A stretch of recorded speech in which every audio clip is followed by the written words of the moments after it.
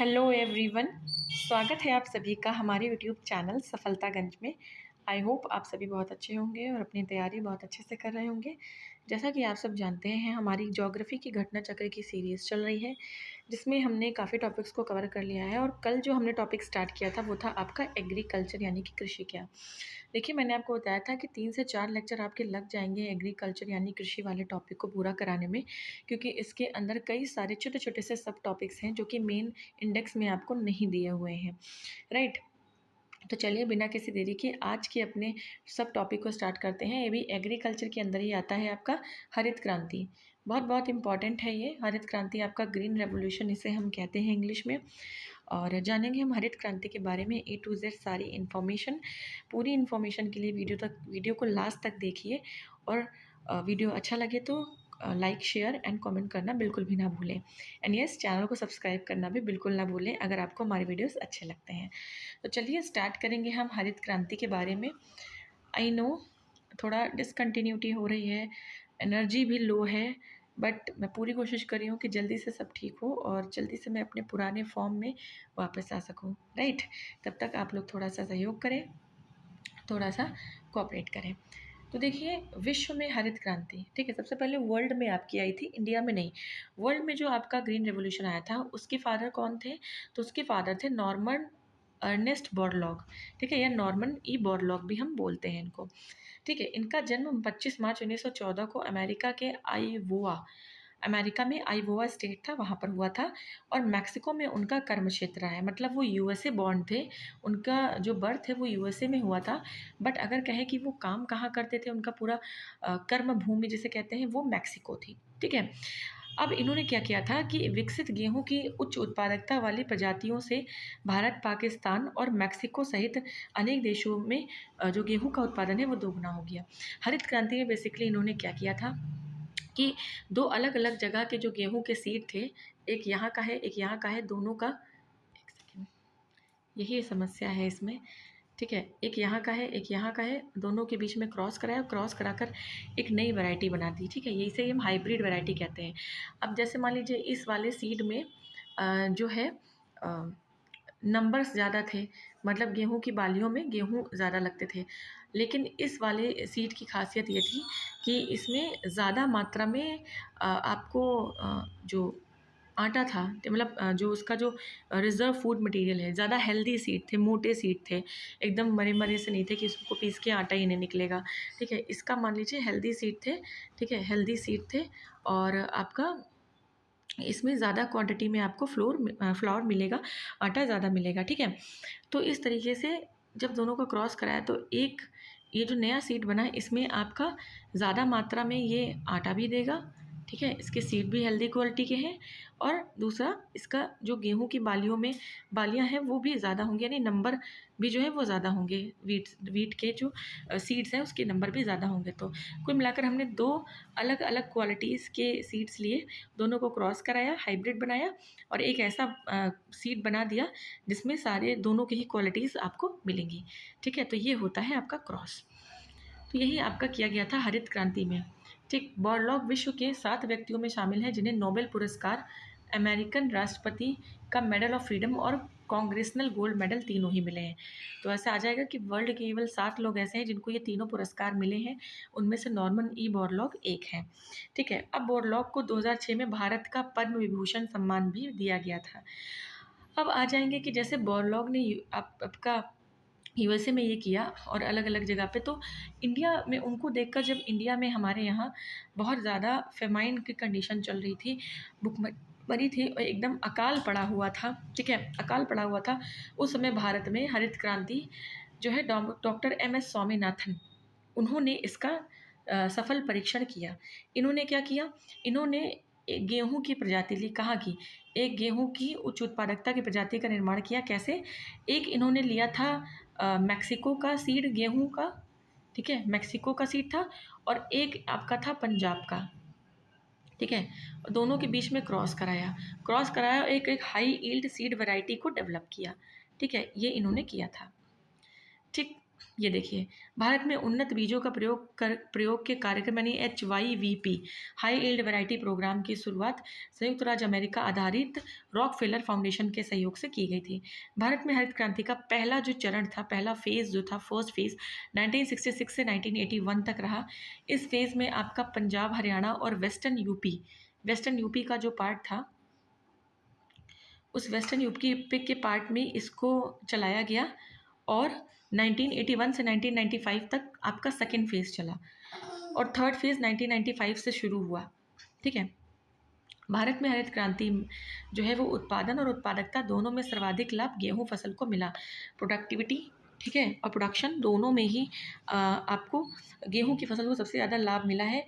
उसके बाद हरित क्रांति जब नहीं थी तो हरित क्रांति के प्रारंभ से देश में आपका 12.3 मिलियन टन गेहूं का उत्पादन होता रहा था, जबकि 2000 से 2001 में, मतलब जब आपका तीनों फेज़ हो गए, तब ये जो आपका उत्पादन है बढ़ के 69.68, देखिए आपका लगभग 5, 5.5, 6 गुना जो है आपका बढ़ गया। ठीक है। और 2020-21 में 109.5 मिलियन टन ये हो गया। तो आप देख सकते हैं कितना ज़्यादा ग्रोथ हुई है। नेक्स्ट है, ये वृद्धि मुख्यतः प्रति हेक्टेयर उपज में वृद्धि के कारण थी। गेहूं के बाद हरित क्रांति का सबसे ज़्यादा प्रभाव किस पर पड़ा है? तो सबसे ज़्यादा आपका राइस कल्टीवेशन ने पड़ा है, चावल की खेती में पड़ा है। अब देखिए, यहाँ पर यही बात कही गई है जो मैंने आपको बताई है कि हरित क्रांति में मुख्य पादप मैक्सिकन प्रजाति का गेहूँ था, जिसे बोरलॉग के मैक्सिको स्थित अंतर्राष्ट्रीय मक्का और गेहूँ संवर्धन केंद्र से मंगाया गया था। 2020-21 में हरित क्रांति के फलस्वरूप गेहूं की पैदावार प्रति हेक्टेयर 3,464 किलोग्राम पर हेक्टेयर पहुंच गई। भारत में 1965 के बाद उच्च उत्पादन देने वाली किस्मों के बीज, उर्वरक, सिंचाई और टेक्नोलॉजिकल इनोवेशन, ठीक है, ये सारी चीज़ें आपकी इसमें इंक्लूड होती हैं हरित क्रांति में। ठीक है। और आपका ग्रामीण विद्युतीकरण, कृषि उत्पादों की बाजार तक पहुंच सुनिश्चित करने के लिए सड़कें, यानी कि आपका ट्रांसपोर्टेशन और विपणन कार्यों को बढ़ावा देना, ये हरित क्रांति के नाम से जाना जाता है। तो हरित क्रांति में केवल हाई यील्ड वैरायटी के सीड्स ही नहीं, बल्कि ट्रांसपोर्टेशन, टेक्नोलॉजी, इरिगेशन, फर्टिलाइजर्स, सब चीज़ें इसमें आपकी इंक्लूड होती हैं। ठीक, 28 जुलाई सन 2000 को केंद्र सरकार ने नई राष्ट्रीय कृषि नीति की घोषणा की। तो 28 जुलाई 2000 को आपकी न्यू एग्रीकल्चरल पॉलिसी आई। इसके तहत इंद्रधनुष क्रांति यानी कि रेनबो रिवोल्यूशन की परिकल्पना प्रस्तुत की गई। इससे अंतर्गत प्रत्यक्ष और अप्रत्यक्ष रूप से कृषि क्षेत्र से संबंधित सभी क्रांतियों को शामिल किया गया। देखिए, पहले आपका हरित क्रांति में केवल एग्रीकल्चरल जो फूड ग्रेन्स थे उन पर ही फोकस किया गया। बाद में आपका रेनबो रिवोल्यूशन आया, जिसमें आपका सारे के सारे इम्पॉर्टेंट चीज़ें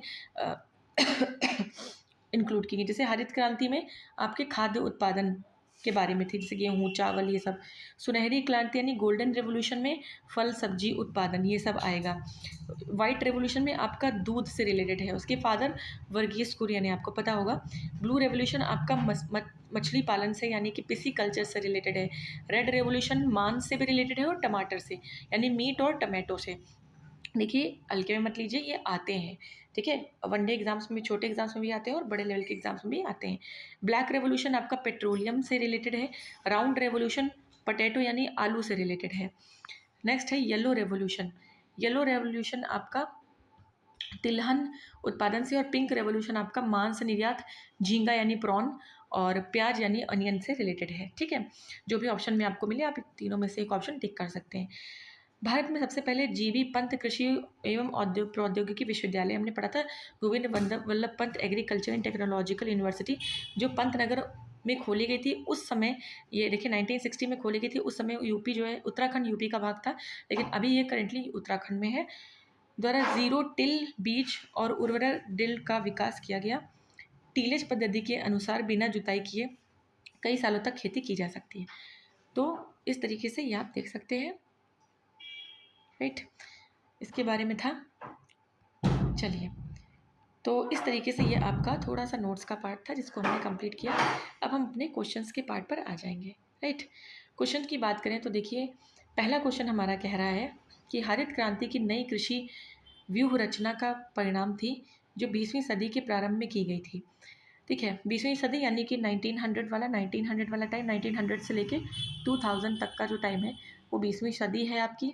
ठीक है, कह रहा है किस दशक में, किस डिकेड में, तो आपको पता है कि 1966 में शुरू की गई थी, तो 60 से लेके 70 तक आपका, तो 7वें दशक के दौरान। ठीक है, 7वें दशक के दौरान ये शुरू की गई थी। ठीक, चलिए नेक्स्ट है आपका, सदाबहार क्रांति भारत में कृषि उत्पादन बढ़ाने के लिए प्रयोग में लाई गई। सदाबहार क्रांति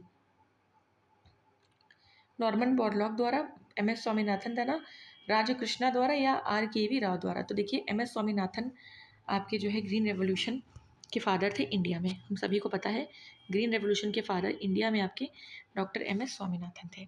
नेक्स्ट है आपका, नॉर्मन बोरलॉग जो हरित क्रांति के जनक माने जाते हैं वो किस देश से थे। तो देखिए वो यूएसए थे, यूएसए से बिलोंग करते थे, लेकिन वो मैक्सिको में उनका काफ़ी ज़्यादा काम रहा है। ठीक, नेक्स्ट है, विश्व में हरित क्रांति के जनक कौन है। तो वर्ल्ड में ग्रीन रेवोल्यूशन के फादर नॉर्मन ई बोरलॉग है, जबकि इंडिया में कौन है, तो एम.एस. स्वामीनाथन है ना। चलिए नेक्स्ट पर आएंगे। नेक्स्ट है, हरित क्रांति का गहरा संबंध है। तो हरित क्रांति का गहरा संबंध इनमें से किससे है, तो इनमें से डॉक्टर एम.एस. स्वामीनाथन से है। ठीक है, एम.एस. स्वामीनाथन से। नेक्स्ट है, हरित क्रांति से अभिप्राय है। तो हरित क्रांति से क्या अभिप्राय है, हरी खाद का प्रयोग करना, अधिक फसल उगाना, हरी वनस्पति या उच्च उत्पाद वैरायटी प्रोग्राम। तो ये हाई ईल्ड वैरायटी प्रोग्राम से इसका रिलेशन है। ठीक है, high yield variety programme. Next है, हरित क्रांति संबंधित है मोटे अनाज के उत्पादन से, दलहन, गेहूँ, तिलहन। तो देखिए जो हरित क्रांति है आपकी वो किससे संबंधित है, आपके हरित क्रांति आपकी किससे, हमने पढ़ा था गेहूं उत्पादन से, मोटा अनाज, दलहन, तिलहन इससे नहीं, गेहूं उत्पादन से आपकी संबंधित है।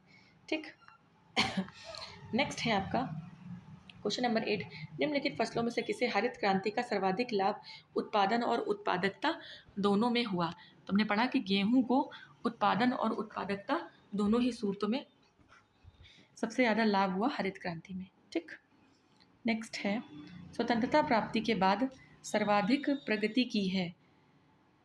तो देखिए ग्रीन रेवोल्यूशन आया गेहूं के लिए, तो गेहूं उत्पादन ने सबसे ज़्यादा जो है प्रगति की है, गेहूं उत्पादन में।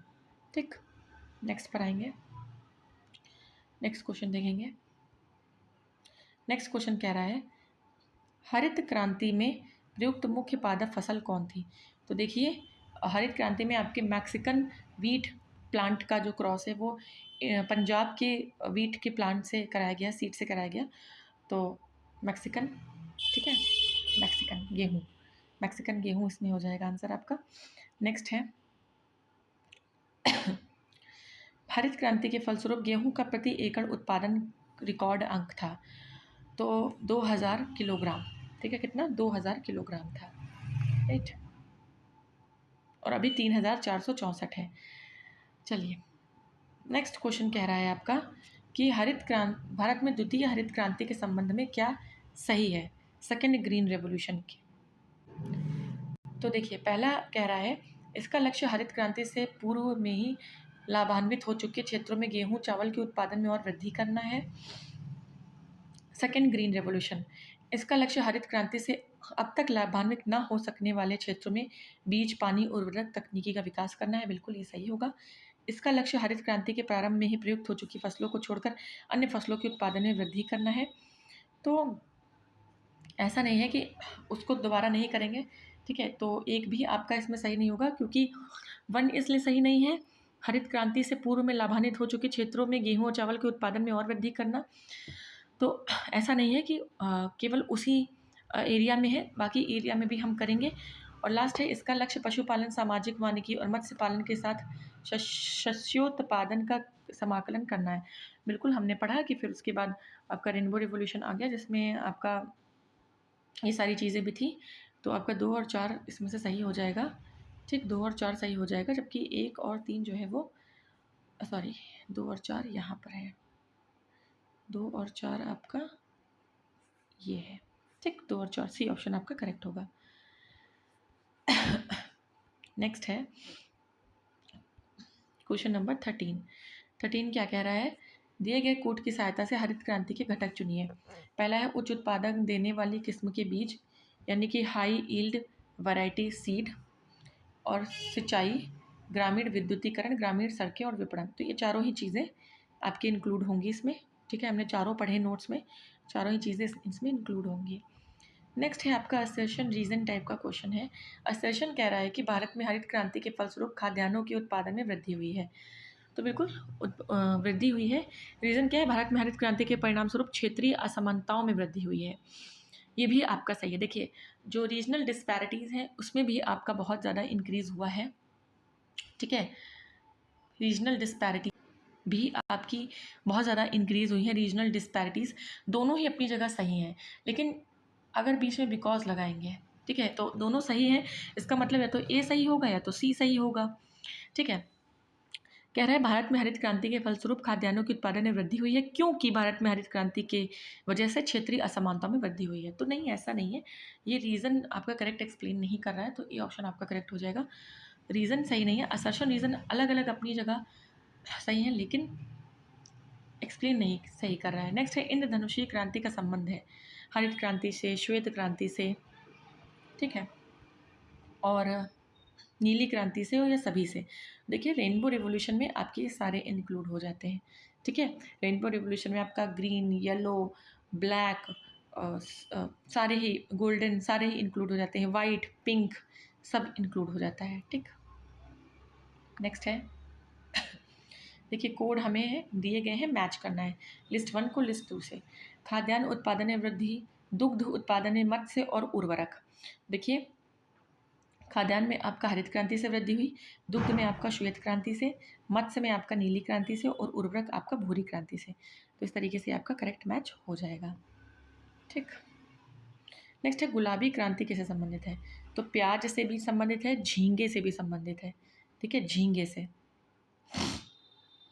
नेक्स्ट है ब्लैक रेवोल्यूशन, काली क्रांति किससे संबंधित है? तो ये आपका कच्चा तेल, पेट्रोलियम प्रोडक्ट है, उनसे रिलेटेड है। कोयला मत कर दीजिएगा। हाँ, कोयले को काला हीरा, ब्लैक डायमंड ज़रूर बोलते हैं, ये याद रखिएगा। नेक्स्ट है निम्नलिखित में से कौन सुमेलित नहीं है? क्रांति, सुनहरी उद्यान यानी गोल्डन आपका उद्यान से रिलेटेड है, श्वेत आपका दूध से रिलेटेड है, हरित आपका कृषि से, नीली कुक्कुट, कुक्कुट मतलब मुर्गी, तो नहीं, नीली आपकी फिशरी से रिलेटेड है, पिसी कल्चर से, मछली पालन से। तो ये आपका गलत है, मैच है, सही मैच नहीं है। नेक्स्ट है आपका निम्नलिखित में से कौन सा एक भारत में नीली क्रांति से संबंधित है, यानी कि ब्लू रेवोल्यूशन से संबंधित है? तो मत्स्य पालन आपका संबंधित है। ठीक है, नेक्स्ट है आपका निम्नलिखित में क्या भारत में नीली क्रांति से संबंधित है? तो पीसी कल्चर, मत्स्य पालन आपका नीली क्रांति से संबंधित है। नेक्स्ट है नीली क्रांति से संबंधित है, तो मछली उत्पादन से संबंधित है। ठीक, मछली उत्पादन।